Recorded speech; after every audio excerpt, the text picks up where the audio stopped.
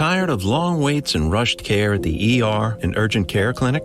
Next time, stay home and let Dispatch Health bring the power of the hospital to you. I call Dispatch Health. A care team of medical professionals actually come to your house. They're the same caliber of people that you would see if you were at a hospital or an urgent care. Dispatch Health can treat most non-life-threatening emergencies. They can do the x-rays, they can do stitches, urinary tract infections, blood test, urinalysis, ultrasound. It's almost everything that they can do at the ER. You never feel rushed. They're there for you and only you. I felt like their only patient. And it costs no more than a trip to urgent care because Dispatch Health is covered by most insurance, including Medicare. See if we serve your home at dispatchhealth.com. Dispatch Health really went above and beyond. It's wonderful to have care come to your home. House calls are back, and they're better than ever. Learn more at dispatchhealth.com.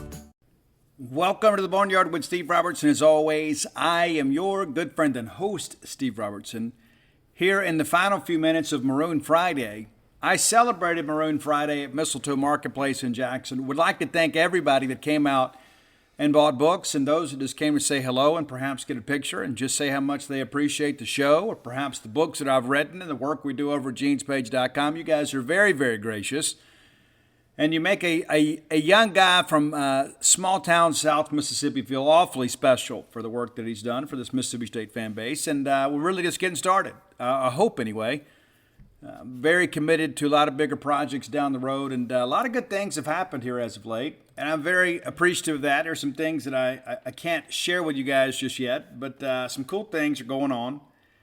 Got a cool top 10 list. I'm texting Roy right now. This is an interesting list, to say the least. One of your favorite bands, a kind of a spin on one of the greatest American rock bands of all time. All right, let's just kind of let you guys kind of get in the pocket right now and be thinking, what's he thinking about? Where's he going? One of the greatest rock bands in American history, kind of a different take on their catalog today, sort of. But, yeah, we got a ball game to play tomorrow. And it seems like it's been such an eventful week, and we're not going to spend any time today talking about any of that stuff.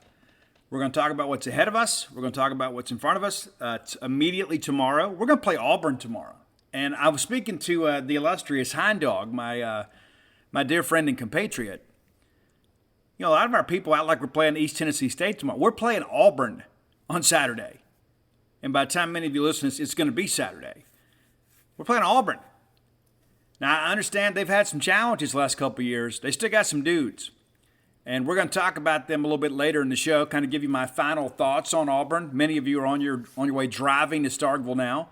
Perhaps you're sitting out at the tailgate. I want to thank you guys for being Bulldogs, too. This week, I have been especially proud to be a Mississippi State fan. And we're going to talk about that a little bit later in the show, too. And I got to tell you, it's amazing what happens when we're all pulling the rope in the same direction. I mean, it really, really is. And I can't overstate how important what this week has meant. I mean, honestly. Going to break some things down for you on the show. Again, there's a lot. We're going to talk about a lot of things that you guys are talking about.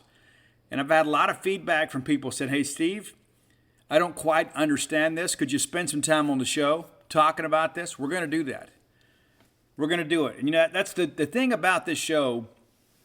I've always wanted it to be, you know, educational, informative, and entertaining.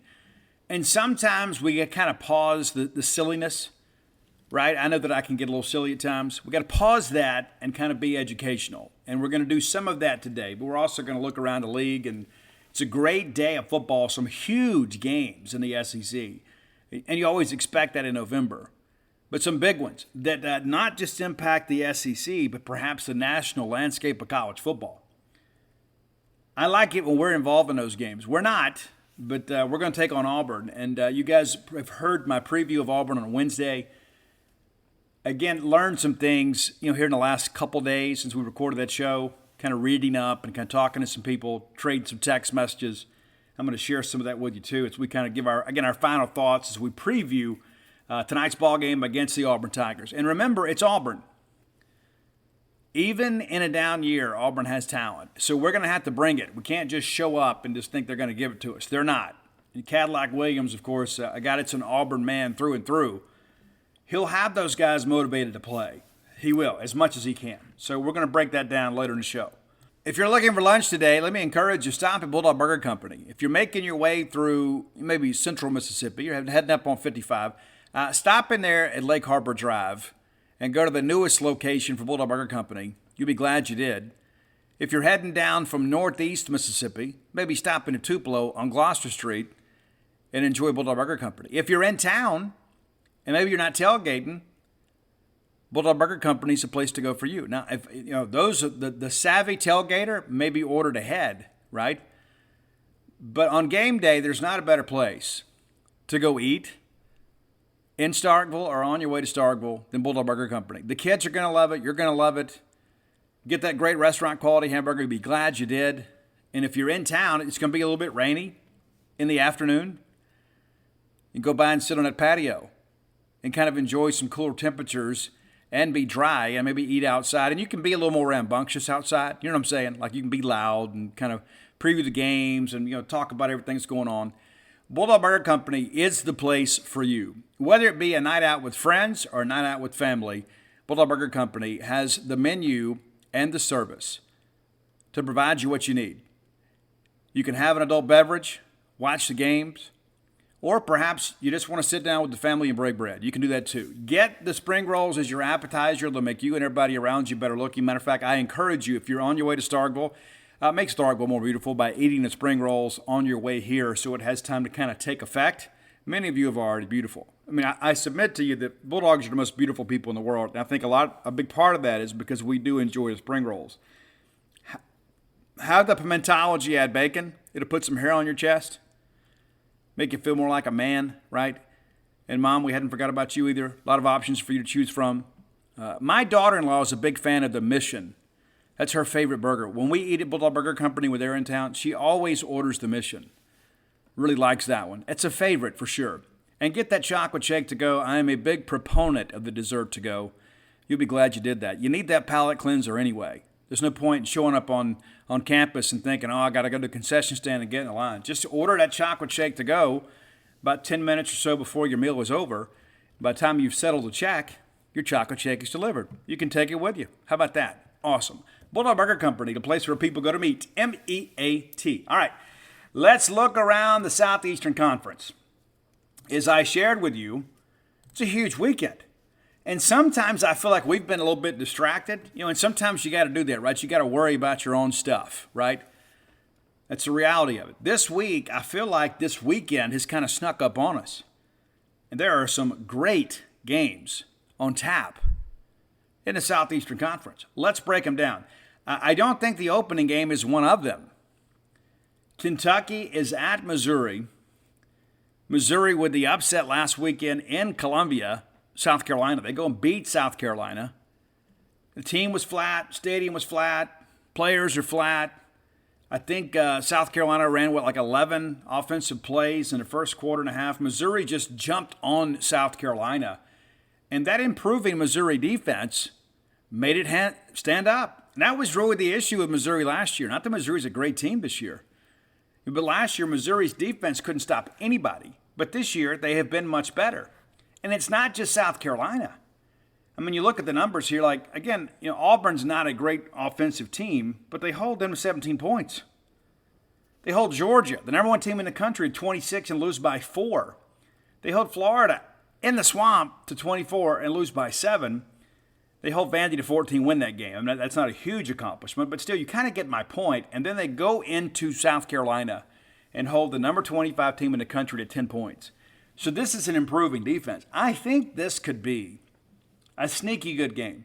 Now, you don't have an emotional investment in it, you know what I mean? So it's not going to be, you're not going to be pumping your fist at the tailgate. But this could be one of those games that may actually go down to the last possession. And that sounds a little silly to say. But guys, I'll be honest with you, Missouri could beat Kentucky. And that sounds silly. Missouri's 4-4 and still kind of battling to get bowl eligible. They have got to get this game, in my estimation, to get bowl eligible. You got New Mexico State kind of in your back pocket, kind of riding there on November 19th. You feel like that's in. And if I'm Eli Drinkwitz, I'm telling my guys, hey, you win this one, we're going bowling. So you're going to get their best effort. Missouri next week is at Tennessee. That's a loss. They end up the year with Arkansas coming in, and I would favor the Razorbacks there right now. So I think you're going to get a real sense of urgency from Missouri. And again, a couple weeks ago, I didn't think they're probably going to end the year 5-7. I think they push all their chips into the middle of the table this weekend, because I think in many respects the season is on the line. And if you're Eli Drinkwitz, you can't afford to have another negative year. That's what you're facing, right? Now, Kentucky, on the other hand, of course, there are some people that had them winning the national championship. Well, that's not true. I'm being a little bit silly. But I'm sure there's some people that thought it and were just scared to write it. But you start thinking about this Kentucky team, and I thought they'd probably be 8-4. They got to win this one to make that happen. Now, they're going to be a solid bowl team. They're not going to reach expectations that many had placed upon them. And to be honest with you, I think they were unfair expectations. I think a lot of people got caught up in the hype of the mock draft. Oh, well, Levis is projected to be a first rounder, so Kentucky's got to be good, because you know what they've got with Chris Rodriguez. You know that linebacker core is really good. Little did they know that Jacquez Jones would go down. None of us could project that, right? The guy's a tackling machine. Former Ole Miss linebacker Jacquez Jones, a guy at one time was leaning to Mississippi State, ends up in Lexington. You know what you got with Square? The guy's a stud. It's like he's like on the Austin Williams scholarship. He's still around. So you feel confident Kentucky is going to be in a bowl game. They're 5-3. You still got Vanderbilt left. You got Louisville left, who's really struggled this year. It's a rivalry game, so you can't always count that one. But Kentucky needs this one too.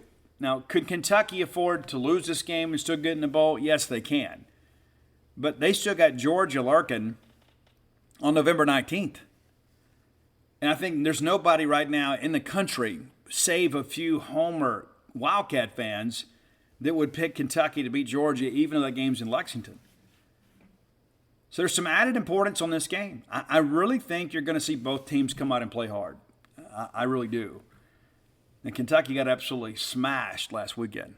Absolutely smashed. Kind of a reminder that, you know what, you're a pretender rather than a contender in the SEC East. And I think in many respects that the window for Kentucky to be a serious team in the East has officially closed with the rise of Tennessee. And now that Tennessee is back, now you got to deal with Tennessee, Florida, and Georgia. And you can say what you want to about Billy Napier. They're going to get it going at Florida. Not this year, but they're going to get it going. Now, they may get it going at Florida this weekend. Let's back up. I'm going to pick Kentucky to win the game because I think the talent differential is a little bit greater. But with Missouri being at home, I mean, is it a 27-23 type ball game? I suspect so.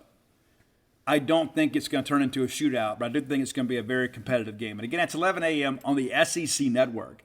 All right, back to this Florida A&M game. There are some late reports, kind of unconfirmed, that the flu has kind of run through the Aggie locker room.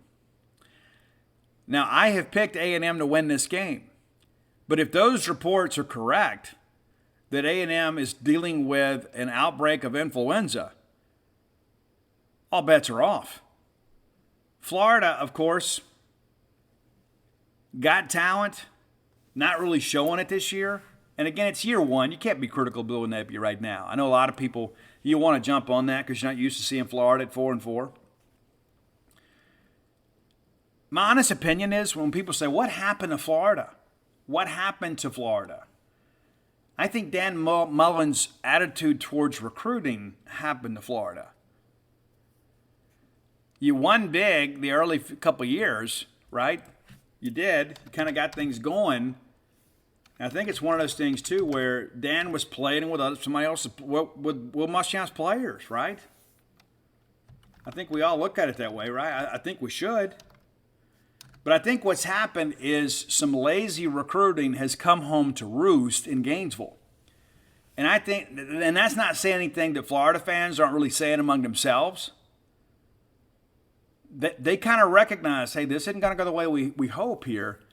In 2020, I guess let's back up even more. In 2018, a year that Dan Mullen should have been at Mississippi State, we should have been in Atlanta. Thanks, Dan. The Gators go 10-3. They win the Peach Bowl, and they finish in the top 10. Everybody's like, hey, they're going. They're rolling. 2019, 11-2. They win the Orange Bowl, finish in the top 10. Pretty incredible. 2020, the COVID year, they get over the hump and they win the SEC East and go to Atlanta. They had some guys opt out. They had some guys get injured. They had some guys with COVID. And they got crushed in the Cotton Bowl. But it's 3 consecutive New Year's Six games. You finished in the top 15. But you could kind of begin to see that maybe Florida wasn't as imposing as they should be. And then the wheels come off last year. Greg Knox, God bless him, wins the Florida State game to get them bowl eligible, and they lose in the Gasparilla Bowl. The long loss in the storied coaching career of Greg Knox. He's 2-1 now. But I believe what you could probably have foreseen this in some respects because of how Dan recruited at Florida. And that's the thing about recruiting. It really only takes a couple of, maybe subpar classes to show up on the field when you're expected to recruit at a national level. Now, when you're an 8-4, 7-5 team, sometimes you can overcome that. Maybe you can scheme around that. But I think Billy's a guy that's kind of picking up a tab on that. And again, they're going to be fine. Will they be Florida again? I don't know if I'm willing to go that far. Maybe a little while. But it's interesting, like Dan, we talked about all those years when Dan was at State, when Ole Miss was struggling, like Dan could never put his foot on their throat. Look at what Miami and Florida State have done during the Dan Mullen era. Let me save you the trouble of hitting Google. Nothing. And so Dan had a chance to make Florida the premier college football program in the state of Florida again and didn't do it. And now there's been a coaching change at Florida. Think about it. Coaching changes at Florida State during his tenure. They bring in Norvell, right? Manny Diaz fired at Miami. So Dan had a chance to really kind of get some separation. And so Billy and those guys now, again, 4-4. You don't expect that. I didn't expect them to be a 4-4 team. I thought they would probably finish third in the East behind, Georgia 1, Tennessee 2, and then Florida 3 and Kentucky 4. Kentucky's got a chance, obviously, to flip that because they win that game in the Swamp, 26-16. But you start counting games here for them, and again, we've touched on it just about every week. It's a big game for Florida. And if A&M is really struggling with influenza, I think you favor Florida. Again, I picked Texas A&M in a Gene's Page picks, and I'm going to hold true to that. I'm not going to get out here and waffle on game day. So we'll stick with Florida. But you look down the stretch here, the only sure win for Florida the rest of the way is Vanderbilt. You win this one, you win at Vandy, you're bowl eligible again. How many years are they going to put up with that? 6-6. Even though Billy's not going anywhere. But you got to feel like Florida fans are really getting disappointed. With football. That's one thing they can always kind of count on is throwing their weight around on the football field. Now, the game of the day and perhaps game of the year. Tennessee at Georgia. I'm so glad this is a 2:30 game. We'll have a chance to watch this one before our game. We'll watch most of it in the press box. But Tennessee at Georgia, this is one of those games that you dream of. Hound Dog and I were talking earlier. The Alabama-LSU game, in many respects, even though it's in primetime, is kind of an afterthought to this SEC East championship game. And that's how it looks. I think when you're honest with yourself, again, at the beginning of the year, your good friend and host said Tennessee would be second in the East. They're well ahead of schedule, and now number 1 in the FBS playoff poll. Georgia's 3. I think that's a negative for Tennessee because I think Kirby Smart's going to come out there and tell his team, you know what, you guys are the defending national champions, and this FBS playoff committee put you behind Tennessee, a team that you have done a good job defeating in recent years. So they're not showing us any respect. We're the champs. Nobody's showing us any respect. Kirby doesn't need to say anything, right? He will. but he doesn't have to. Georgia's won 5 in a row against Tennessee. That's pretty crazy to think about, right? You had that crazy game back in 2016. Remember that in Athens? But, it's 10 of the last 12 for Georgia. So I'm sure Kirby's going to be like, dudes, guys, here's the deal. We are not getting respected. It's time for us to go out here and punch somebody in the mouth. I like Georgia in the game. I think it's a late cover for the Bulldogs. I think Tennessee is explosive enough on offense. They can make this game awfully interesting. Of course, that Tennessee front, really good against a run. Georgia's going to want to run the football.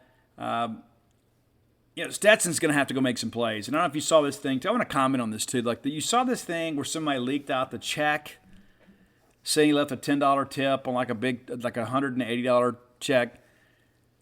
It's so tacky to do that, right? Number one, a gratuity is a gratuity. I believe that I'm a good tipper. I always tip more than 20%. And it's not because I'm afraid somebody's going to screenshot the check and put it out there on social media.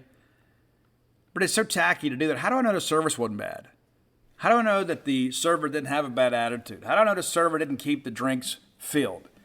How do I know the server never came back and checked on them? You don't know that. So all of a sudden, we're going to put this out here and make this kid look bad. And people are like, oh, he's got these big NIL deals. How could he do that? You don't know what happened. All you see is the check.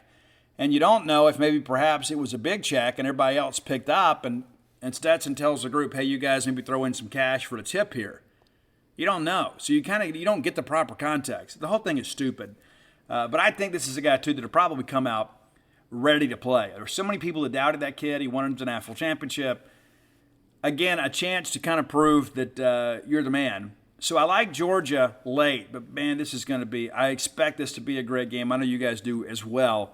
Really excited about this one. I think this is one of those games that'll change the playoffs. And a lot of people have wondered, could we get 3 teams in a playoff? And I say absolutely. Having to hire a new employee sometimes is the absolute worst, right? We've all been there. If you've got your own small business, you're trusting your livelihood. You're trusting your baby, your blood, sweat, and tears with somebody perhaps you don't know very well. That's why you got to be 100% certain you have access to the best qualified candidates available. You got to check out LinkedIn Jobs. LinkedIn Jobs helps find the right people for your team faster and for free. How cool is that? There have been times in the past I've made hiring decisions when I was desperate for an employee. It's been nice to have had a partner to help me screen through some of this and make sure that I get people that fit the specific skill set I'm looking for. It's so easy to go make a free ad today at LinkedIn. Maybe you should. Then add your job and the purple hashtag hiring frame to your LinkedIn profile to spread the word you're hiring. Simple tools like screening questions make it much easier to focus on candidates with just the right skills and experience so you can quickly prioritize who you'd like to actually meet, interview, and ultimately hire. It's important to have the right team. It's why every small business rates LinkedIn Jobs #1 in delivering quality hires versus their leading competitors. LinkedIn Jobs helps you find the qualified candidates you want to talk to faster than ever before. Post your job for free at linkedin.com/boneyard. That's linkedin.com/boneyard to post your job for free. Some terms and conditions may apply. Tired of long waits and rushed care at the ER and urgent care clinic? Next time, stay home and let Dispatch Health bring the power of the hospital to you. I call Dispatch Health. A care team of medical professionals actually come to your house. They're the same caliber of people that you would see if you were at a hospital or an urgent care. Dispatch Health can treat most non-life-threatening emergencies. They can do the x-rays, they can do stitches. Urinary tract infections, blood test, urinalysis, ultrasound. It's almost everything that they can do at the ER. You never feel rushed. They're there for you and only you. I felt like their only patient. And it costs no more than a trip to urgent care because Dispatch Health is covered by most insurance, including Medicare. See if we serve your home at dispatchhealth.com. Dispatch Health really went above and beyond. It's wonderful to have care come to your home. House calls are back, and they're better than ever. Learn more at dispatchhealth.com. You can't get much for $5 these days. Unless you go to Wendy's for a $5 Biggie Bag. Get your choice of double stack, junior bacon cheeseburger, or crispy chicken BLT. Plus 4-piece nugs, fries, and a drink. All for just $5.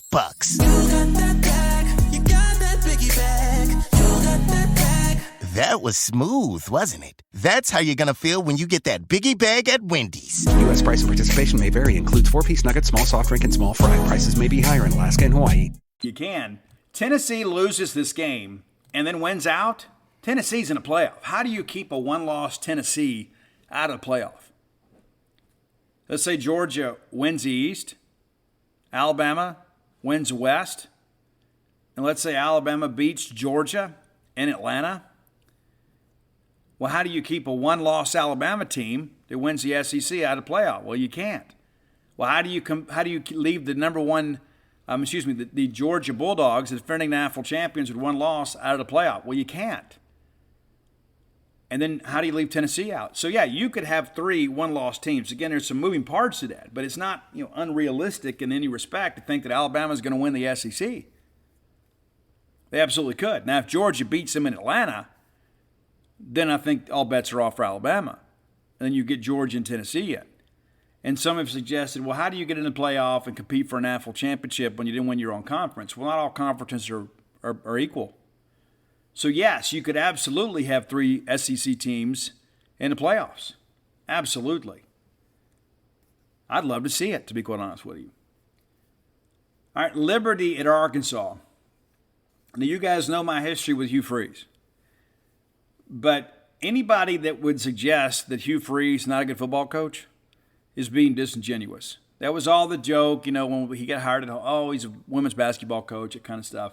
And I don't know if you could say that today anyway and not people look at you funny. The guy can absolutely coach offense. And to suggest otherwise is to be absolutely short-sighted. They can. Is Liberty capable of going into Fayetteville and winning this ball game, though? Yeah, they are. I don't expect it, though. But the Flames are 7-1. Now, you can say whatever you want to. You can have whatever opinion of Hugh Freeze you want to. But the dude can coach football.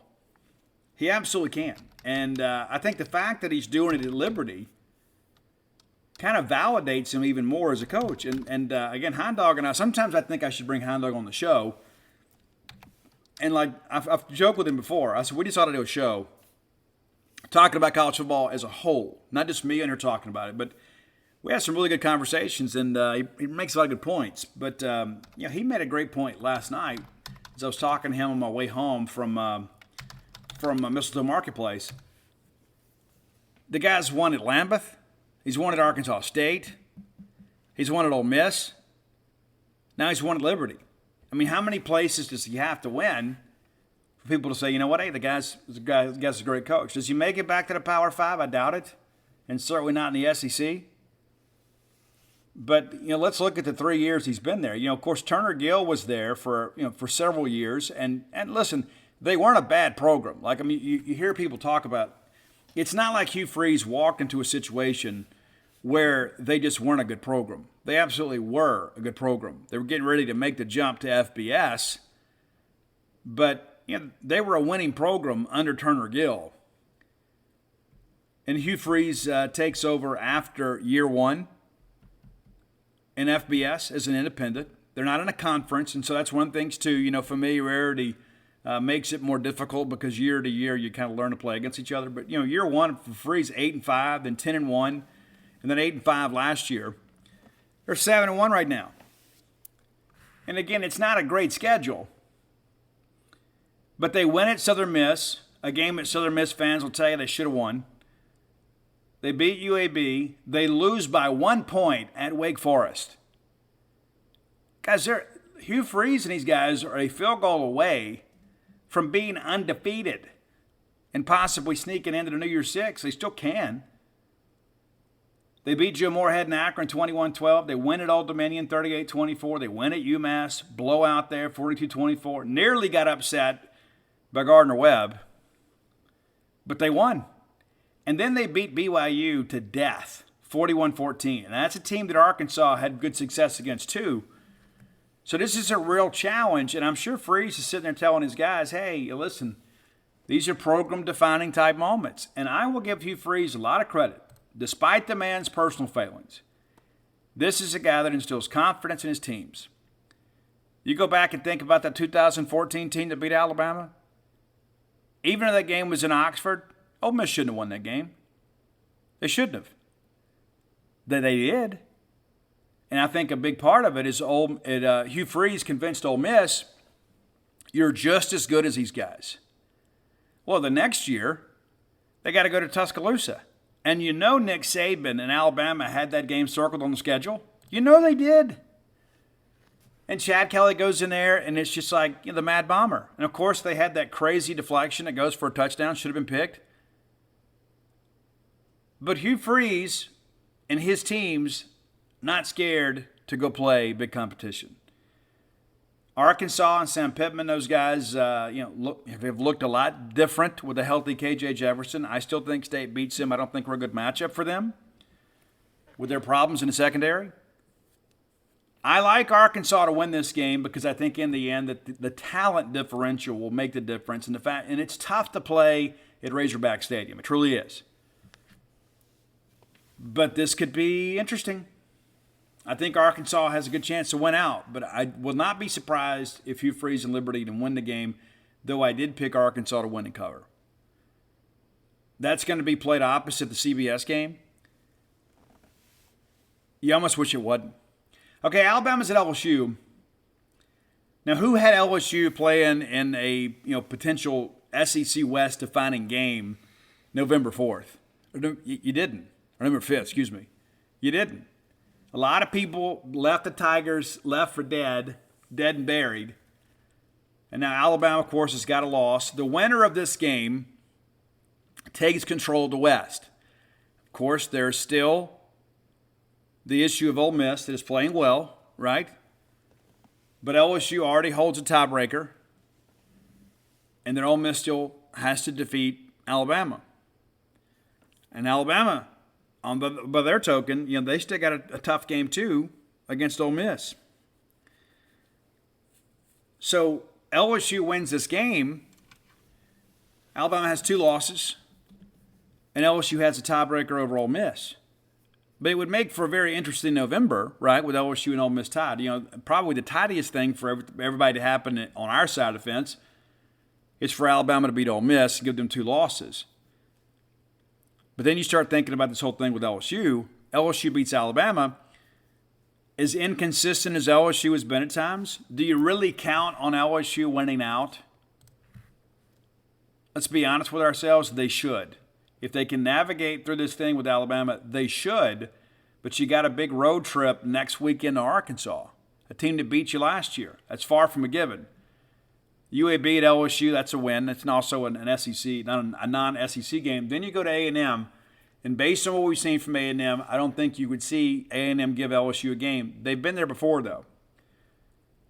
So you feel like if LSU could beat Alabama and then things go the way you need them to go next week, let's say Alabama beats Ole Miss and LSU beats Arkansas, LSU's going to win the West. Just how it's going to be. Right? And so it's right there for the taking for LSU. So a huge game down there. All that said, I picked Alabama. I picked Alabama to beat LSU. And I think Alabama wins this week. I think Alabama is refocused. Then, of course, Alabama gets a road trip to Ole Miss next week. Be awfully interesting. So you win this week, you win next week, and it's done. So I wish we were playing more meaningful football here in the month of November, but an interesting game to say the least. And again, I'm going to do more about our game in the final segment of the show. And yes, I expect State to win.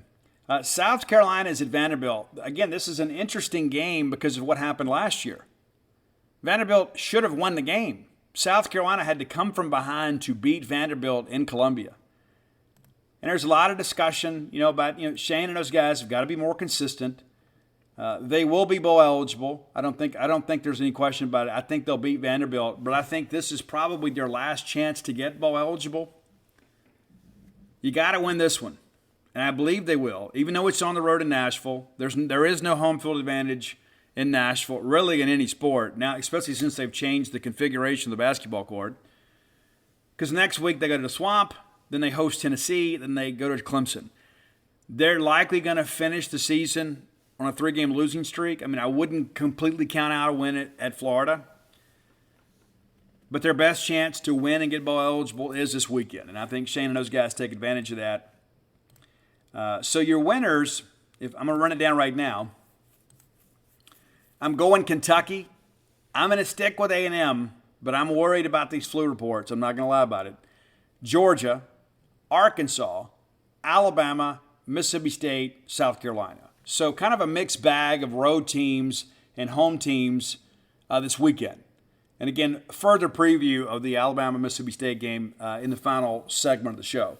Now it's time for today's Top 10 list, as always brought to you by closewithblair.com. That's C-L-O-S-E with Blair, B-L-A-I-R.com. Blair is your friend in the mortgage business. It is a difficult time right now in the lending industry. And so as a result, you've got people out there that have needs that need a mortgage professional to help them guide themselves through this tumultuous time. Be sure and check in with Blair. 21 years in the industry, recently voted, works at Fairway Mortgage, recently voted number 1 in customer satisfaction and mortgage loan origination. Top 1% close ratio back-to-back years in the country. Not just in Boonville. Not just in hot coffee. In the country. Give Blair a text or call today on his personal cell, 601-500-2344. Ran into Blair's lovely wife, Christy, at Mistletoe Marketplace, too. And his daughter tells me that she just got a car. So life must be good for the Chandlers. But let Blair know that you heard about him on the Boneyard. And even though he's got a new car payment to make, he's going to pay for your appraisal. He's not going to let that stuff interfere with providing good customer service for the Boneyard listener. And it really doesn't matter your college allegiance. I know there are some other fans of other schools that listen to the show occasionally. So you don't have to be a Bulldog. I mean, it certainly helps, right? But when it comes to Blair just sees people that have needs, and he tries to fix those needs. You need somebody like him to be your advocate with underwriting. So stick with the winners. Stick with a guy like Blair Chandler. Again, that's closewithblair.com. Okay, top 10 list. Today, I listened to, the last couple of days, I have spent a lot of time listening to the Spaghetti Incident album from Guns N' Roses. Many of you don't have that album. Maybe you had Appetite for Destruction. Maybe you had GNR Lies. Maybe you had Use Your Illusion 1 and 2. Maybe that's where it ended for you. The Spaghetti Incident, the last recording for Guns N' Roses before they went on hiatus. They broke up, and of course then Chinese Democracy got released, and DJ Ashba was in the band, and Buckethead, Bumblefoot. I mean, there's all these changes within the band. Now the band is kind of beginning to reunite. I don't think we'll ever see a full reunion. I don't think Izzy or Steven will ever fully be back. But listening to Spaghetti Incident, I was thinking, it's a whole album of covers, and I got to thinking there's been a lot of other covers. So today, your top 10 list are top 10 covers recorded by Guns N' Roses. Not other bands covering Guns, Guns covering other bands. And of course, so there will be a handful of songs on here from the Spaghetti Incident. But there's probably some other covers in the catalog that you maybe didn't know were covers. So we're going to start with the great song, Raw Power. Now, again, this is off the Spaghetti Incident. Raw Power, one of these songs, too, that I think most of these songs, in my estimation, were better than the original. So this is Iggy Pop and the Stooges, Raw Power, covered by Guns. It's got a lot more punch. A lot. Number 9, one of my favorite songs on that album is Ain't It Fun? Ain't It Fun When You Know You're Gonna Die Young? It's kind of a tragic song, but it's got a lot of great punk attitude in it, but Rocket from the Tombs is the band that originally recorded it. Those guys could actually play, and so I thought Guns really true to the original, but again, I think it's better than the original. Number 8, kind of a wild track here. They had some success with this. This was the first single off of the Spaghetti Incident. It's Since I Don't Have You, originally recorded by the Skyliners and then covered back in the 80s by Ronnie Millsap. And then there's Guns N' Roses doing it. And so it's different than anything else in the catalog. but it got a lot of airplay. It was a top 10 single across the pond over there, but a great one. Number 7, going back to the album GNR Lies. And what's interesting, a lot of people that weren't alive then, and some people that were and just don't remember, because there were a lot of posers back then too, right? I mean, like the only difference today is that, like, the posers of today like use filters and social media to reflect maybe a negative or maybe a false image of their lives. There were a lot of people back in my day, and it's really my day now too, but when I was growing up, a lot of people wore denim jackets with patches of bands they didn't really support. Kind of like all these kids today in their Nirvana shirts. I met one today. The only song she knew was Smells Like Teen Spirit. And then somebody had to help her come up with number 2. That's my little quiz. Can you give me 3 songs not named Smells Like Teen Spirit? We're undefeated. Undefeated with that. But nevertheless, Guns N' Roses released, they exploded with Appetite for Destruction, and we couldn't wait for more. And so they released this EP, GNR Lies, and a lot of it was live, and a couple tracks on there. Used to Love Her was on there. It was a big hit. And a lot of people misconstrued that song. It was actually about Axl Rose's dog. And so, he put it was kind of tongue-in-cheek. But that's not the song, that's an original track. The great, amazing, live killing song, Nice Boys. A lot of people think that is a GNR original. It's not. It was originally recorded by the punk band Rose Tattoo, and they were kind of a contemporary in some respects of Guns. I mean, Axl Rose was a punk rock fan, and Axl not just a metal guy. People forget Axl Rose and Guns N' Roses took Soundgarden off on a national tour. Axl Rose was the guy that said in an MTV interview that the next big band in the world was Soundgarden. They even cover a Soundgarden track on the Spaghetti Incident. You have Buick McCain, and then you come right behind Buick McCain with Big Dumb Sex from Soundgarden. So it's kind of a tip of the cap to them. And sometimes live Guns will do Black Hole Sun. Chris and Axl actually very close. But Nice Boys, a song that a lot of people think is a GNR original, is not. Number 6, the last single recorded by the band that recorded the Use Your Illusion albums. This is after Izzy had left the band. Dizzy Reed was the guitar player then. Dizzy did not record this track. It was on the Interview for a Vampire soundtrack. Matter of fact, if you've watched that absolute classic movie based on the Anne Rice novel, the closing credits play to Sympathy for the Devil that Guns N' Roses covers, former Rolling Stone song from Beggar's Banquet. But GNR, a good job on it. This is probably the one song on here that I would say is not better than the original. I do like the Guns version. I like the Stones version better. But again, the last single they record, little did we know that this was about to be the end of Guns N' Roses for nearly 20 years. Incredible. The real Guns N' Roses. Okay, number 5, one of my favorite GNR covers, and I could probably push this one up, but I would probably get some pushback. It's a song from the Runaways. That's right, GNR covered the Runaways. I absolutely love this. The rhythm guitar on this is so great. The bass line, it's all in the pocket right there. It's a good groove and rock song. I think Axl's vocal delivery on this is really good too. I think Axl does a really good job using the lower register, and maybe he doesn't get the credit for that. It's the track Black Leather. Absolutely love it. It is 10 times better than the original, and that's really saying something. I thought the Runaways did a good job with it. Guns N' Roses, even better. Number 4, this is kind of a coin flip for me about which version is better. The Aerosmith original version or the GNR version on GNR Lies. It's the track Mama Ken.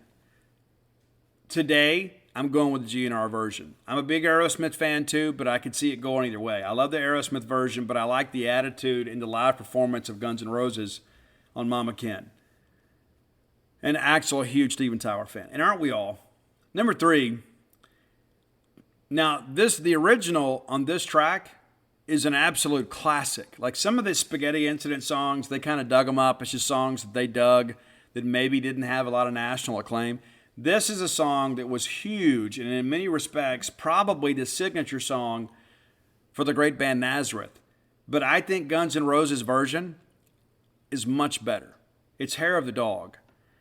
If nothing else, just the drums. Matt Sorum absolutely kills the drums on this thing.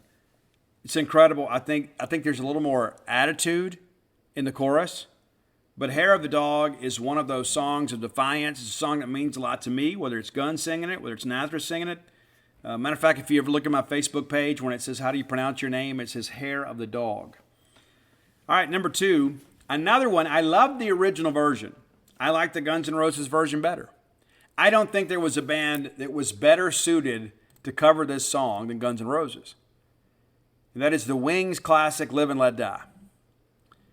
Guns version is so good. And again, the Wings version, I'm a big Paul McCartney fan too. The Wings version was great, but I think they built upon the original, kind of made it their own, but they were true to the original, but they added their own Guns N' Roses style. Live and Let Die was amazing. And I love that part. I think Axl, when he sings that Live and Let Die part, you can really feel it in your chest. But number 1, this is actually, Bob Dylan wrote this song, but Guns is not covering the Bob Dylan version. Guns N' Roses is covering Heaven's version of Knocking on Heaven's Door. Right? So if you've ever heard that version, so this is not really true to the Dylan version. The lyrics are all the same. But I remember when MTV had that great concert and Axl Rose got up there and talked about losing a friend and knocking on heaven's door. I think in many respects, Guns made this song an even bigger classic. It was already considered a classic by Bob Dylan. And again, Heaven did a good job with it. Guns kind of rocked it up even more. That's the greatest Guns N' Roses cover of all time. And because how many people nowadays, when they think about this song, it's knocking on heaven's door or whatever it is. You know what I'm talking about? Like, hey, I'm not going to sing it. But you understand my point, is that that's the more memorable version. And I think even some people from older generations probably defer more to the Guns N' Roses version. So there you go, top 10 songs covered by Guns N' Roses. That's your top 10 today. If you have ideas for the top 10, reach out and let me know. Better yet, hit Roy up on Twitter at Dogmatic67. And you can find our great list on Spotify. As a matter of fact, by the time you listen to the show, they're already up. Roy, an efficient worker. I went ahead and sent them to him. Roy burning the midnight oil for us, getting that list together for you. You'll be glad you have it. Guns N' Roses covers. Listen to that on your way home after we beat Auburn tonight. All right, time for the next segment of the show, brought to you by Campus Book Mart. I have been with the fine folks of Campus Book Mart at Mistletoe Marketplace for the last 2.5 days. I will be at the Campus Book Mart location today from 1 to 4. So if you're in town early, come by. Come talk some football. We can get caught up to date on things, and you can also get some signed books for Christmas. Encourage you to come do that. They'll have all 5 books there. A lot of people say, hey, Steve, I don't have this. They've got all 5. We've only got 5 copies of Flim Flam. For some reason, Flim Flam has started selling again, 2. So be sure and come by and check it out. Of course, very limited quantities of Stark Villains. And while you're there, get some more Mississippi State merchandise. The best selection of Mississippi State merchandise in the known universe. A lot of people make a claim similar to that. They're incorrect. Campus Book Mart, well ahead of their competition. The Bully Shop, completely renovated. It's on floor number 1 now. No longer in the textbook business, so you don't have to walk downstairs. It's enabled them to expand their selection of Mississippi State merch. You'll be glad you came by. If you can't make it to town, visit them on the World Wide Web. And you can order books through them, too, and have them signed and sent to you direct with your Mississippi State merchandising order. Chances are you're going to spend a little coin, so we're going to save you a little cash. Use promo code BSR, which stands for Beautiful Steve Robertson. That'll get you free shipping on all orders over $75. Any order less than $75, absolutely incomplete. Again, that's campusbookmart.net. Okay, so we've had some questions. This week has been amazing. So the Bulldog Initiative, headed into Monday, had 302 members. 302. Now it's about 1,200. So basically, exponentially grown 4 times its size in a week. So we've tripled what we had done basically in the last several months this week. Now my hope is that maybe this time next week we're talking about 2,000 members. And a lot of people say, well, the Grove Initiative has this. I don't care what they have. Number one, I don't trust them anyway. But it doesn't matter what our competition has. It matters what we have. And if we're going to compete in the SEC, we're going to have NIL funds. And people say, well, Steve, exactly how does that work? Well, you saw today that the university released this endorsement type platform, and you can go and have Bulldog players come to your event. You can have Bulldog players sign autographs for you. You can have Bulldog players do all sorts of things. They can send video. If that's your favorite player, your child's favorite player, you can get them to record a short video for you and give it to them for Christmas. They give you a shout out on social media. There's a lot of things you can do. But what does the Bulldog Initiative do? Well, there's a lot of things they do. Number one, they market the athletes and help them find NIL deals. Let's say, for an example, if you want to have a Bulldog do an advertising campaign or a social media campaign for your business, you can contact Charlie Winfield at the Bulldog Initiative, and they can make those arrangements. That's one of the benefits of having a collective, and it's run by Bulldog people. And a larger percentage of the money is going to them, to our players, than through other NIL opportunities. Now, all this is a for-profit business. It's not tax deductible unless it's, if you're using it for an advertising campaign, you can write that off as a marketing expense. But as an individual, if you make a donation, that in and of itself is not tax deductible. Now, I have laid down a challenge on Gene's page. Mississippi State wins on Saturday. I'm going to donate $5 for every point Mississippi State scores to the Bulldog Initiative. And there's been, I don't know, maybe 50 people that have either responded publicly or messaged me privately that have said, hey, Steve, I'm going to do that too. I believe in this. I believe in Mississippi State. I want us to be competitive. So I'm going to rise to the challenge.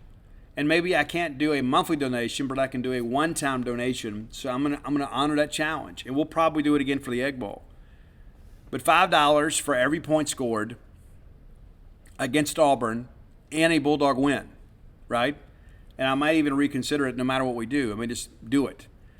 Now, how are those funds used? That's a big question people have. Well, we don't really use it on the recruiting front like maybe perhaps some people think.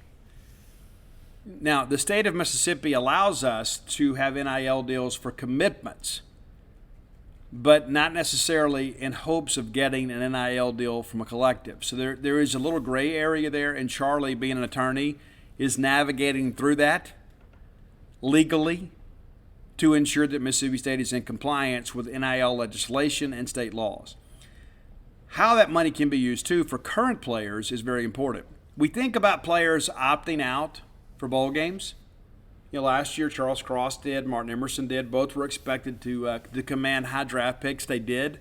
Charles Cross, obviously a first-rounder. But there are a lot of players out there that maybe are not similarly situated that are considering opting out. Well, now all of a sudden you can use the collective and maybe provide some incentive for those guys to play. And again, Charlie is the guy to speak to for all your questions.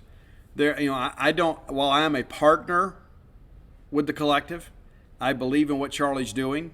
That's why we did Rock Vegas, to help raise money. We raised about $27,000 for the collective. Very proud of that. We're going to raise even more money next year with Rock Vegas 2. Hope that you'll come out and be a part of that too. Buy tickets, come to the show. We're going to do our best to do it a Friday night before a home game. It's important. It is. And so if you have questions, Charlie Winfield has been very generous with his time. And on genespage.com, Charlie Winfield has basically answered the challenges that people have had. What do we do with this? Now, there are a lot of people that say, Steve, I just don't like the direction of college athletics. I'll be honest with you, I don't either. But Mississippi State's ability to be competitive outweighs my maybe apprehension about NIL. It's kind of like, and Charlie and I had this discussion, it's like somebody says, well, I don't believe in NIL. Well, you may as well not believe in gravity. Whether you do or you don't, it's still here. And so we have seen the Bulldog family really rise to the occasion this week, but we're still very far behind. We're not as far behind as some people reported, but we are behind. Now, this week has been a step in the right direction. Now, you're going to see a lot of QR codes at tailgates this weekend from friends of the program. They're going to encourage you to give. They're going to encourage you to set up perhaps monthly donations. And I'm going to encourage you to consider that.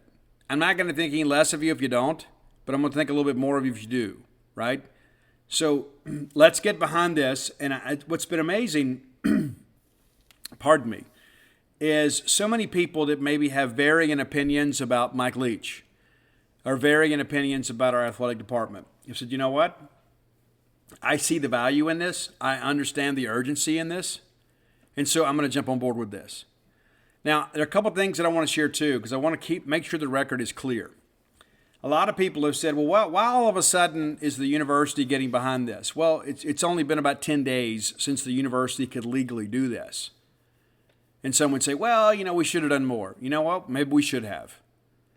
That's one of the reasons we had a rock show. That's one of the reasons we've talked about the initiative extensively on this show, is because, to raise awareness. It is an important aspect of college athletics as we move forward. And as I shared on Wednesday's show, when you get ready to hire a new coach, let's say you don't like Mike Leach. All right, so who are you going to be able to get if we don't have proper NIL funding in place? It's like, yeah, great. I understand what you're going to do with facilities. I understand my benefits package. I understand my salary. I understand the salary pool I have for assistant coaches. But how much money do I have to work with in NIL? Let that sink in for a second. And let's say, for an example, we're courting a coach just like another school is, and maybe they are much more established than we are in NIL funding. Well, all things being equal, they're not going to be equal. If that is the deciding factor, we're going to not get the coach. And so it's important that we build this war chest. And again, I don't like it. I don't like having to do this. There's a lot of things in life I don't enjoy, like paying my insurance premium, right? But there are things you have to do to ensure that you're going to be competitive. And this is one of them. But I wanted to answer some questions and kind of provide some detail here on the show. But again, I'm going to defer to Charlie at the end of the day, because he is the guy that knows a whole lot more about this than I do. And again, I think Charlie is probably for the first time feeling really good. Times he's felt good, but feeling really good that the fact that now this thing has got some real momentum. And that's been the most encouraging thing, is to see Bulldog fans say, you know what? I've been reluctant to get involved with this, but if this is what it's going to take, it's what I'm going to do. There are some people that have told me, Steve, I'm just not going to do it. And that's disappointing, but I respect your decision. I don't agree with your decision, but I respect your decision. At the end of the day, it is your money. But I guess it was Peanut that said on our message board, and it's Peanut, I'm not going to use his real name, but he said, everybody wants to win, but not everybody's invested in winning. I shared that with you on Wednesday, and I had some other people say, you know what, Steve, that really struck a chord with me. It did with me too. And I'm a guy that deals with words. I couldn't have said that better. I'm committed to winning. And I hope you are too. And again, I think everybody can be involved, maybe on different levels. And maybe you jump aboard now and you set up small monthly disbursements, and then maybe a year from now you can increase that. And I had a young lady this evening that came to me and said, I just finished up a 5-year financial commitment of a donation to the university. And so I kind of not want to do all of that again. But now that I'm done with that, I'm going to continue to give money through the initiative. And I appreciate that. I appreciate this young lady's support of Mississippi State. I wish there were more of us that could give more. I wish we had more rich donors. I wish we didn't have to deal with this. There are a lot of things I wish for.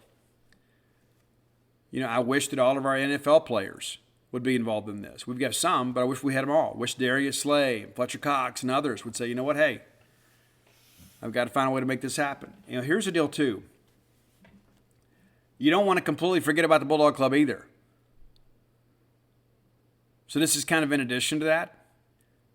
But I submit to you, there are a lot of people out there that would tell you, people that maybe have a little more, expertise when it comes to this. Your Bulldog Club donations goes for coaching salaries. It goes for facilities. And then your Bulldog Initiative donation goes for putting a better team on the field. Goes to your players. And again, I don't like it. I don't like that we're in this situation. My hope is within the next 24 months, perhaps they come up with a uniform protocol and maybe they open the door for the universities themselves to pay the players. You can say, Steve, I don't agree with paying players. Well, players have always been paid. Now it's just legal. And so the doors are open for us to really make an impact. Now, I don't think every player, like you see some people out there said, hey, we're going to pay everybody this. Everybody's going to get something. You know what? That's great. It is. But the greater players are going to get the greater funds.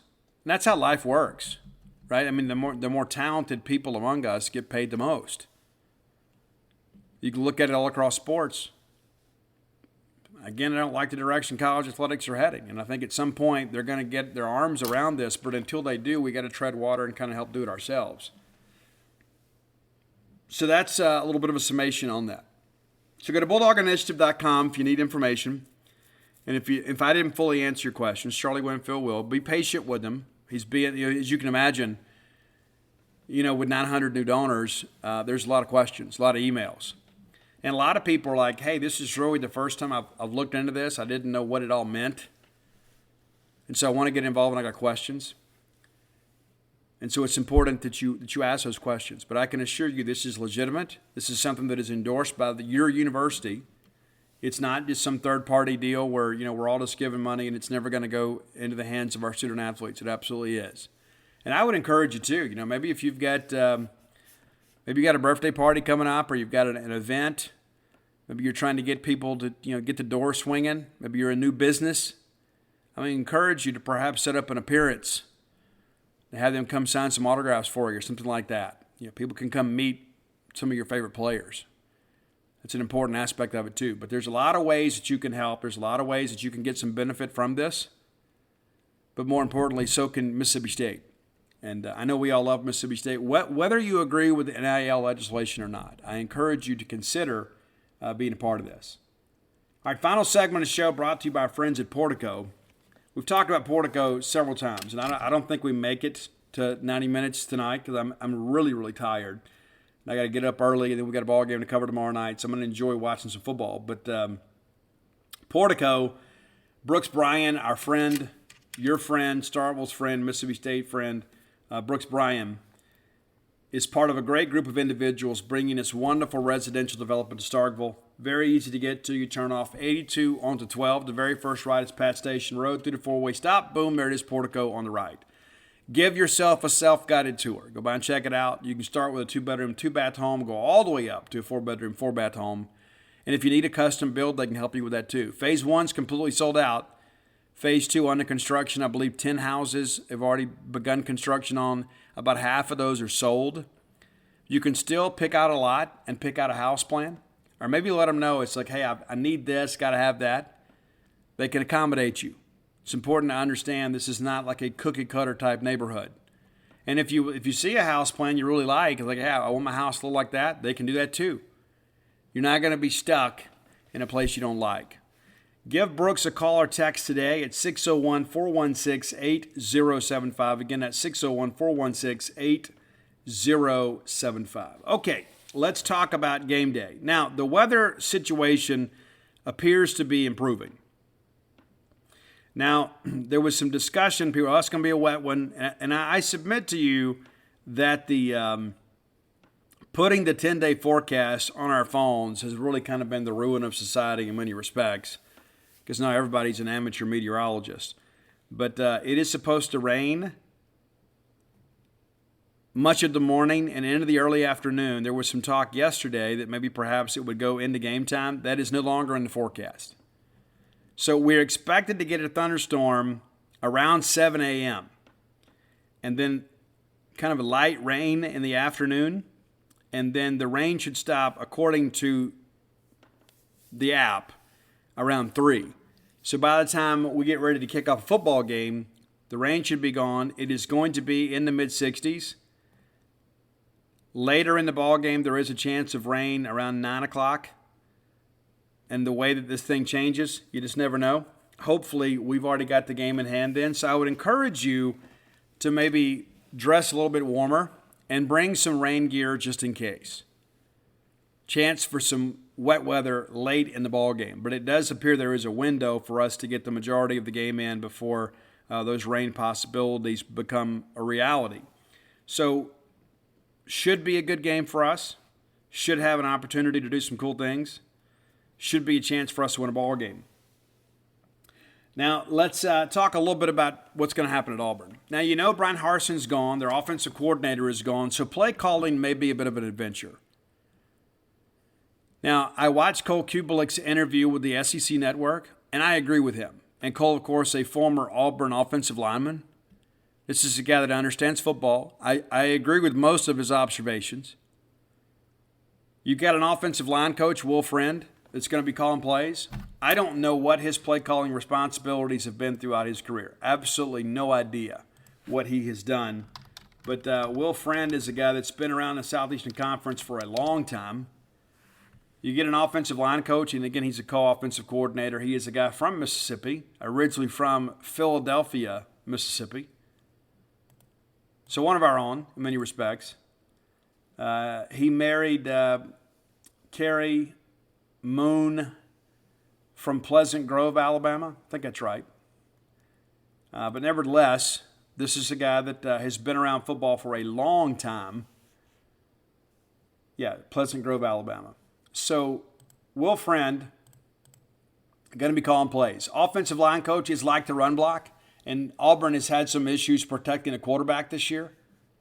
And so you feel pretty confident that this is a guy that's going to run the football. And then Cadillac Williams, of course, legendary running back from Auburn, he's going to want to run the football too. And I don't blame him. And they're a team that has struggled. We talk about how passing percentage has been a real challenge for them. So we'll see how things go. But looking at the bio here, Will Friend, of course, from Philadelphia, Mississippi, was a Neshoba Central High School graduate, attended the University of Alabama, and then went into coaching. Was at Gardner-Webb for a while. Put a lot of guys in the league. Played his 4 years, all SEC lineman there at Alabama. Coached at Colorado State, spent some time at Georgia. He's been around the league. So he's been around offensive play calling. And again, I don't know how much of play calling that he's done. But with Cadillac and Will Friend calling the shots, and this being a program that their best offensive weapons are guys in the backfield, I expect to see a lot of running plays called.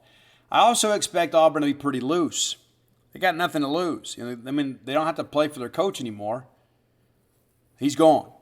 You don't have to worry about, being upset and things carrying over to next year because you're going to get a new coaching staff in here in about a month. But I do expect Auburn to come out and try to establish the running game. Now, we have done a good job against the run at times. Of course, against Kentucky, they ran it in our throats. Alabama was a little different deal. And so which Mississippi State defensive unit shows up? When we wear down, it's typically because we haven't been able to sustain any offensive rhythm. And then in the midway through the second half, all of a sudden these 2 and 3 yard gains become 5 and 6 yard gains, and then they keep moving the chains and never have to throw the football. So it's important for us to stop that early. I think we've got to get some separation in the game. We've got to maybe make Auburn one-dimensional. They're going to want to run the football. I think you get some separation and try to put the game into the quarterback's hands, kind of make some things happen there, because he is likely to throw you the football. No question about it. They are definitely a team that will give you the football if you let them. But I think part of that, too, is, when you look at what Tennessee did to Kentucky, it's what we wanted to do to Kentucky, and we were just incapable of doing so. You stop the run, make Will Levis beat you, and he basically gave the game to Tennessee. We've got to have a similar game plan this week. There's no question about it. We've got to be able to go out there and stop the running game and put them in a situation where they have to rely on the passing game. Which brings me to my next point. A lot of discussion out there that Emmanuel Forbes not going to play against Auburn. I don't expect him to play. Now, we have had some discussion about that. There are some conflicting reports. Getting injury information about Mississippi State is very difficult to get. I had one person tell me Forbes may be back next week. I had somebody else tell me it may linger longer than that. It's what they're unofficially calling it a groin injury. And that's the thing about those groin injuries. It could be a number of things. It could be something that's pulled muscle. It could be something much more substantial that requires rest, potentially surgery. Nobody's told me that Emmanuel Forbes is going to have surgery, but I'm just telling you that could be a variety of things. We don't expect Emmanuel Forbes to play against Auburn, and that's probably okay. I don't know how often they're going to throw it, but I think Marcus Banks is a guy that can get in there and hold his own as the number 2. DCAM, of course, a guy that can get out there and do some big things. We kind of broke it down earlier this week. They don't have kind of a prolific offensive attack when it comes to throwing the football. Javaris Johnson, of course, the junior wide receiver, an inside guy from Hewitt-Trussville, 5'10", 160 pounds. More times than not, going to be paired up with a safety. It's kind of the reality of life. The number 2 receiver on the team, running back, Tank Bigsby. Number 3 receiver on the team, John Samuel Schenker, tight end. The second leading pass catcher from the wide receiver position is Coy Moore from Archbishop Rummel and Kenner. Outside receiver for them. Not having a big year. 14 catches, 243 yards. The 5th leading receiver on the team is Jarquez Hunter with 13 catches. Now, that's a guy, too, that can hurt you. He can. But this is not a prolific passing team. So I think you can get away with not having Emmanuel Forbes this week, and then we'll see what happens next. Shedrick Jackson's a guy that's a senior from Hoover, Alabama, but his career, maybe not been exactly what they hoped it will be, just a dozen catches. So I don't think this is a wide receiver group from Auburn that can really challenge this Bulldogs secondary. So I think if need be, you can commit an extra defensive back to the box. Maybe it's Jackie Matthews. Do you spy Robbie Ashford? Probably. A lot of talk again, TJ Finley is out. And so Robbie Ashford's kind of tote the mail, but just 52.6% completion percentage. So I think you can afford to be run heavy defensively. You know what Tank Bigsby can do. You know what Ashford can do when things break down. Again, he's not Jaden Daniels. He's not Malik Hornsby, but this guy can hurt you with his feet. He absolutely can. He's a guy that can hurt you. But when have we gotten hurt? More times than not. They had a couple design quarterback runs for Hornsby. Jaden Daniels got us really on 3rd and long. We're dropping people into coverage, and we simply couldn't contain him. Couldn't get him on the ground. He got loose. Ashford can do some of that. He's not quite as prolific as a runner as Jaden Daniels, and certainly not as Hornsby. But he is a guy that is good enough to move the chains. So I think spying him is probably the way to go. Do they run a lot of zone read stuff? Do they implement some option stuff? It's so difficult to make wholesale changes in a week's time. When did Harsin know they were getting fired? Was it on Monday? Did they feel like it was coming? There's some discussion out of Alabama, some friends of ours that are closely connected with some donors at Auburn that suggest they really wanted to make this decision 2 weeks ago. They really wanted to make the termination of Harsin prior to the bye week so they'd have plenty of time to kind of revamp the offense a little bit. And again, you can't make a ton of wholesale changes, but after they lost the Ole Miss game, there was a lot of discussion. Hey, does Harsin survive the weekend? And that really goes back, they got blasted by Georgia. I think we all thought, Harsin probably won't survive the season.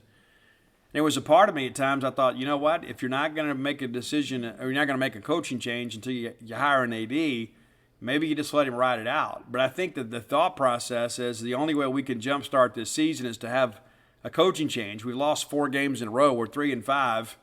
We got to win 3 of the next 4 to get bowl eligible. And one of those is against Western Kentucky. So you've got to find a way, and maybe this is it. Maybe the team rallies around Cadillac Williams, and you think, okay, we can go win on the road at Mississippi State. We host A&M. We beat Western Kentucky. We lose to Alabama, we're 6-6, and you're going to a bowl game. I think it's pretty obvious if Harsin had remained, chances of them winning more than a game down the stretch were pretty slim. And again, you never know what's going to happen with A&M.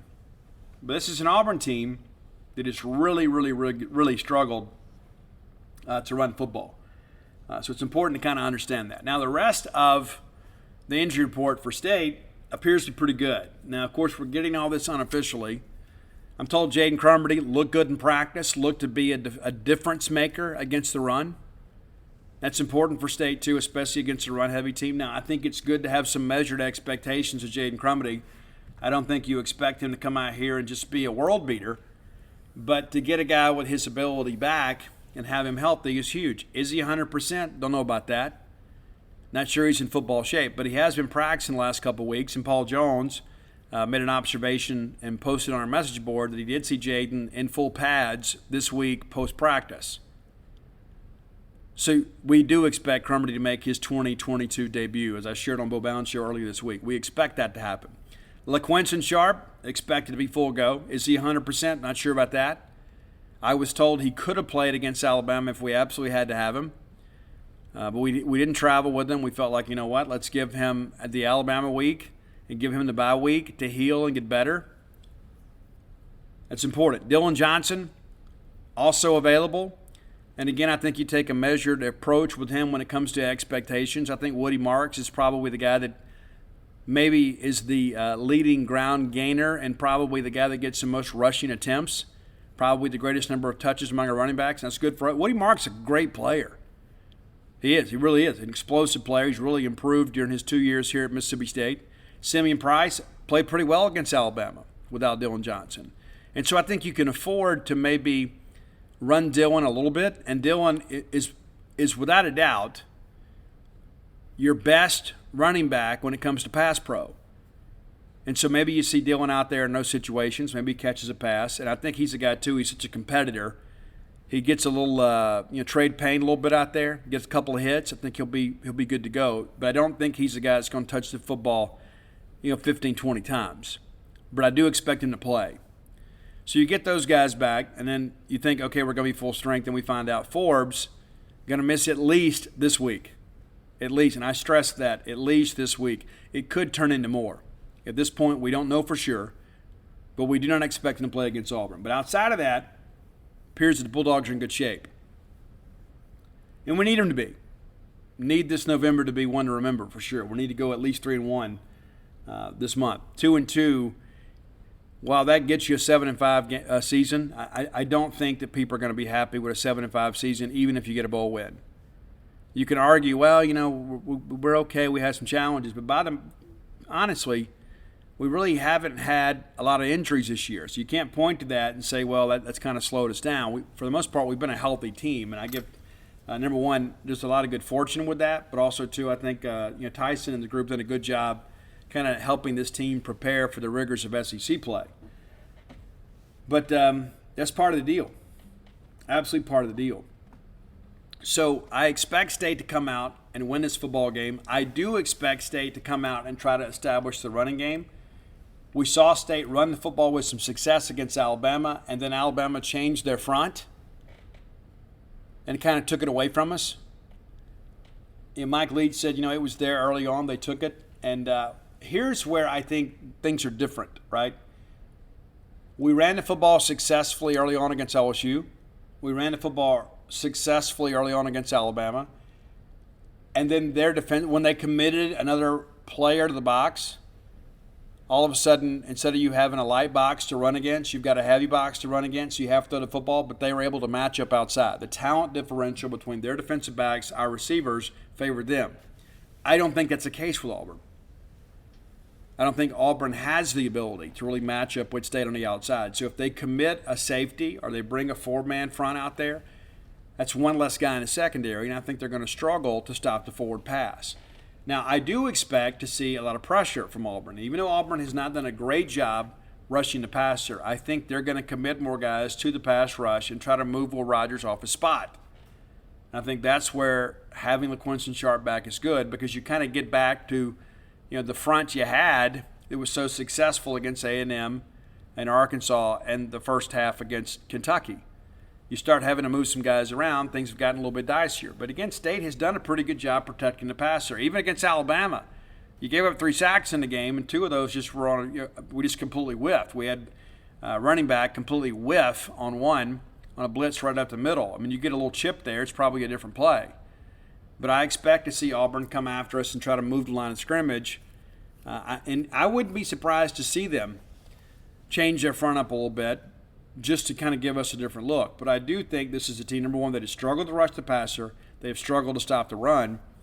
And so this should be a defense that we can exploit in many respects. And I think that's an important aspect of this too. Mississippi State has been outstanding at home. We haven't been good on the road.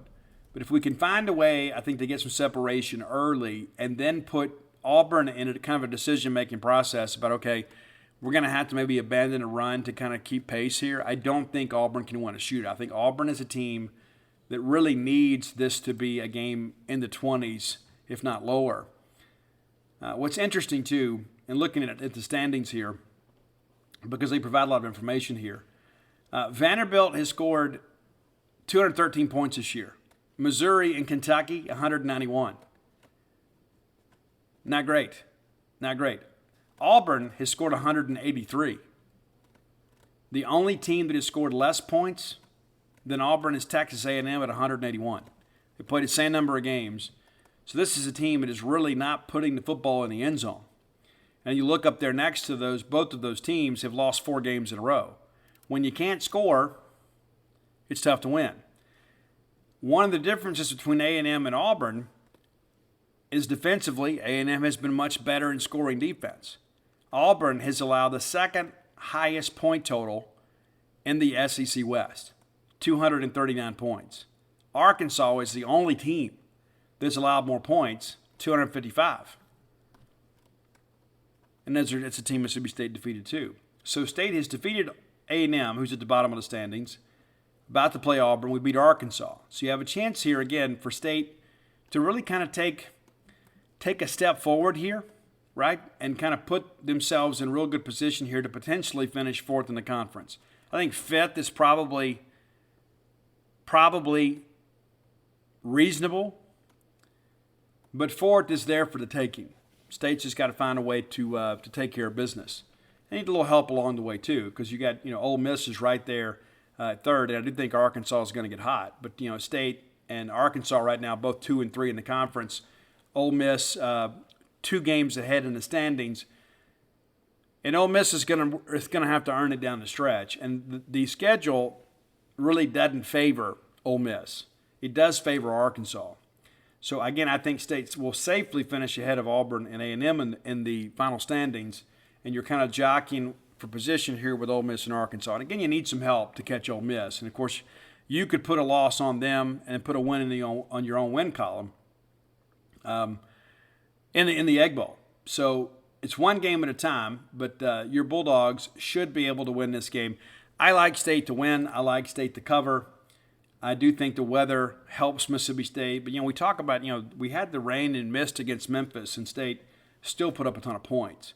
I think that's important to kind of understand too. The air raid, people, well, it hurts us. I don't know whether it does or it doesn't. But, the recent results would suggest that it really hadn't slowed us down. All right, you look at total defense here. Look on these Auburn numbers too. It's like this when you think you've kind of got it all figured out. We think, look, Auburn has got this good front. Auburn has some athletes up front, and that's true. They're just not maximizing their talent. And again, maybe that's all on Brian Harsin. Maybe it is. State currently 57th in the country in total defense, and that's a disappointment, to be quite honest with you. We're allowing 364.5 yards a game. I really thought this defense would finish top 30, potentially top 25. Not going to do it. Now, down the list a little bit from us, 67th in the country, Ole Miss. You keep rolling down here. Tennessee, the number 1 team in the country, 80th in total defense because they're capable of winning shootouts. Auburn, 94th in the country in total defense, allowing just over 407 yards a game. And our friends from Memphis down there, 98th in the country. How about that? you expect that? Now, scoring defense is one of those things, too. There's a lot of teams that give up yards between the tackles. But it's about scoring defense, right? It's about points. You know, they don't award you any points. You got to go out and earn those points. But scoring defense, something, again, that kind of favors Mississippi State. Tennessee, scoring defense, we talked about those yards they give up. 26 in the country, allowing 21 points a game. But the anomaly there, they're tied with Texas A&M. That's the thing I think about with A&M. If they could just figure it out a little bit offensively, and I know they've had to play 3 quarterbacks this year, so you've kind of got a built-in excuse for Jimbo, but he's supposed to be the quarterback whisperer.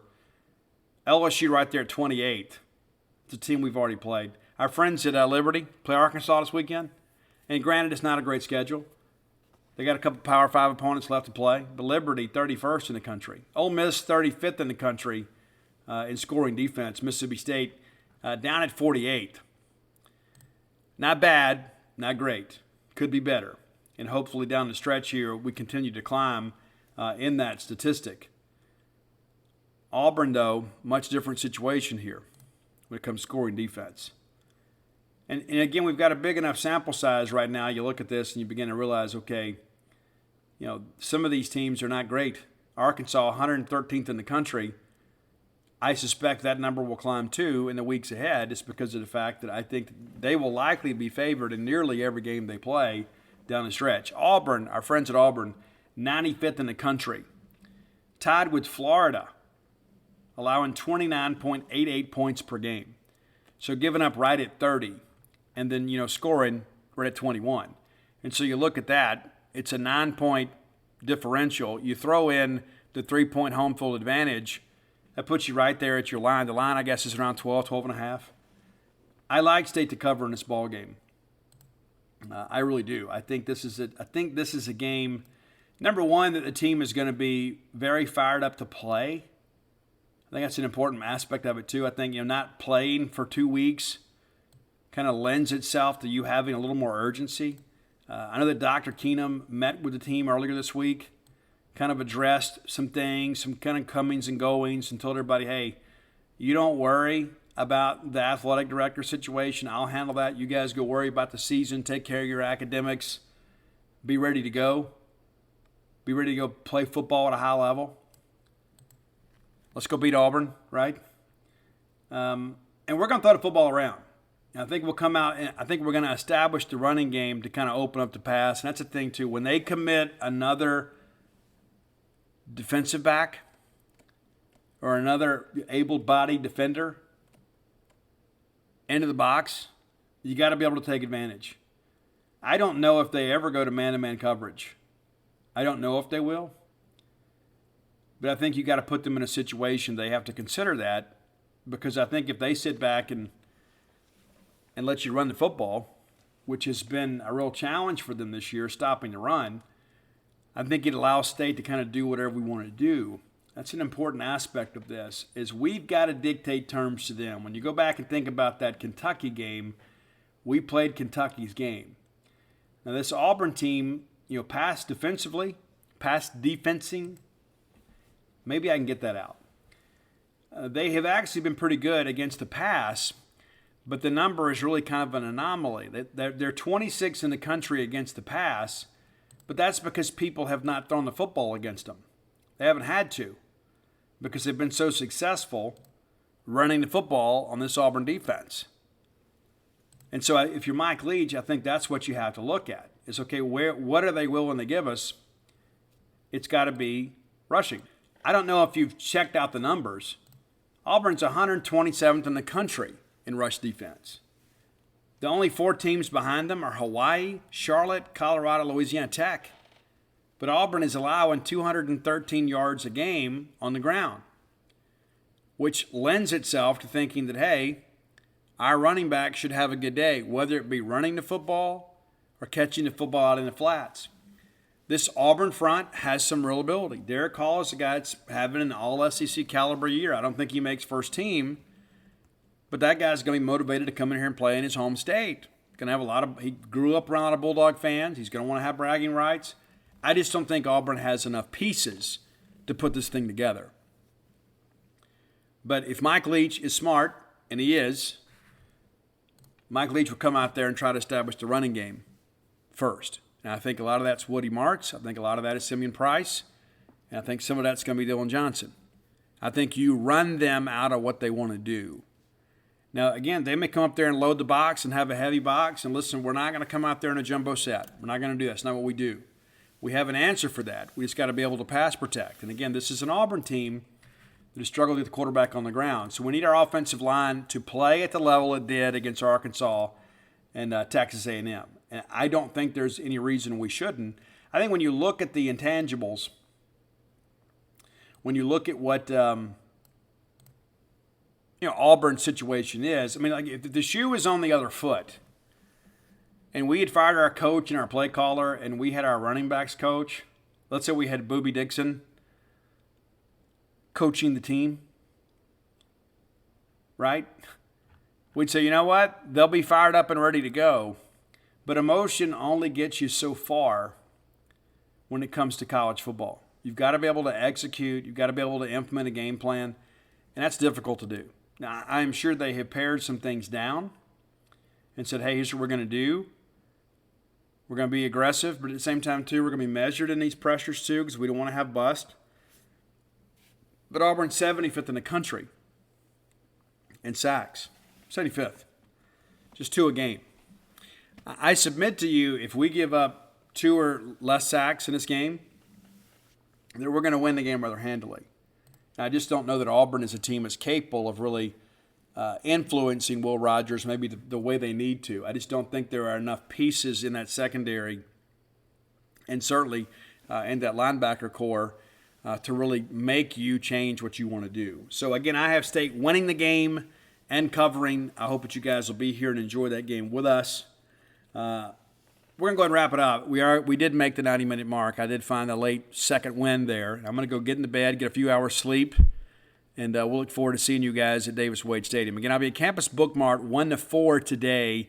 And then if you're in town tomorrow, and many of you will spend the night, I will be downtown at Bookmart and Cafe from 11 to 3. Usually after a home game, I go spend some time with Miss Carolyn Abadi down there at Bookmart and Cafe. That is my home store in many respects.